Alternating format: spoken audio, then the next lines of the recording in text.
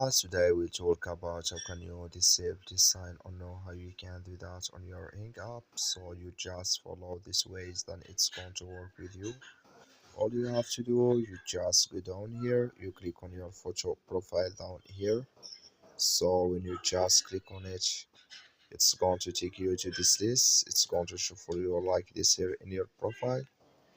Then you go above this sign, click on it here. So then it's going to take you to this list. You come here to show last active status. Click here in this sign or this color.